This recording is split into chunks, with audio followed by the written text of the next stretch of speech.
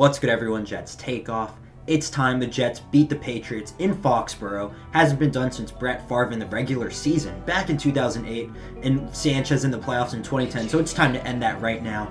What can the Jets do, or what do they need to do in order to beat the Patriots once and for all in a tough road environment? When you look at what happened last game, the first thing that jumps off is Zach Wilson and his 3 interceptions. Zach Wilson needs to play a cleaner game of football. It does not matter how many yards he throws for, or if he throws for 300 plus again, because if he turns the football over, whether it's via interception or getting the ball stripped from him, then it doesn't really matter because the Patriots feast on turnovers. That's the thing.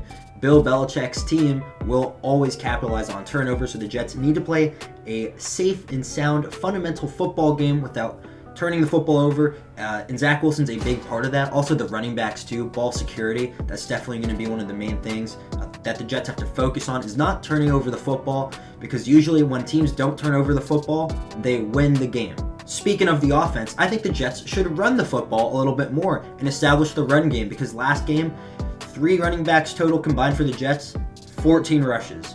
14 rushes, and Zach Wilson threw 41 times. That is not an even ratio at all. We want it to be more 50-50 or 60-40%. So the Jets need to really run the football more, and James Robinson should be a lot more healthy this game, because when we were playing the Patriots last time, that was when we just traded for him, so he was still dealing with that injury a little bit. So now he should be fully good to go. We have Michael Carter still, Ty Johnson. Those are three running backs that are all capable of running the football. I really want to see us establish the run with Michael Carter and James Robinson. And if we can do that, then that will really set up the play action, where then our tight ends that we're paying big money to can really start to get the football then and make their impact that way. And it can open up some potential deep shots if the Patriots really do have to really stack the box because of the threat of the running game. So I think that's a must for the Jets if they want to win this game. You've got to even the ratio out a little bit more between running the football and passing the football. Something that cannot happen against the Patriots by the Jets are dumb penalties. We had a pick 6 on Mac Jones last week, gets called back, roughing the passer. We see this time and time again, where in a lot of the Jets' losses, you can look back to a few plays where there's some stupid penalty or mistake that just completely shifts the game to the other team's favor. And that was a major play last time against the Patriots, where we had a pick 6 on Mac Jones. That would have easily given the Jets all the momentum in the world to run away with the game. But no, it got called back because of a dumb penalty by a seasoned veteran in John Franklin Myers. That stuff cannot happen. We cannot commit so many penalties this game, because if we want to beat the Patriots, we got to be sound, clean, and fundamental. And having mistakes like roughing the passer against Mac Jones, who is a quarterback that typically gets those type of calls, it can't happen. So these Jets players have got to play some safe football and have great understanding of the situational awareness around them. Just don't risk any stupid mistakes. This goes on special teams too. All facets, the Jets, I want to see a low penalty game. I think 5 max should be it. Shifting over defensively, the Jets need to stop the Patriots running backs a little bit more.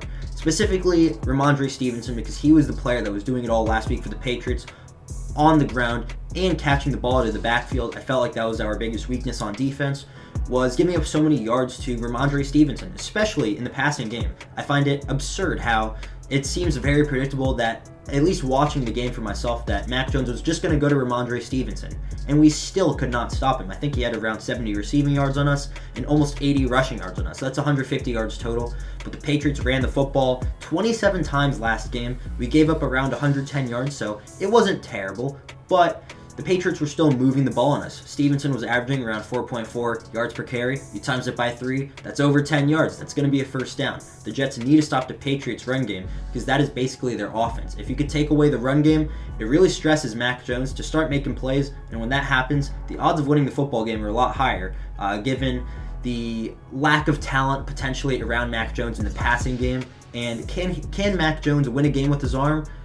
We haven't really seen that at the NFL level yet, so I think that's really should be a big focal point for this Jets defense, is stopping the running backs. It's key out of the backfield, whether it's the running backs rushing up and running the football, or whether it's the Patriots running backs catching out of the backfield and making plays on their own. We cannot let that happen again.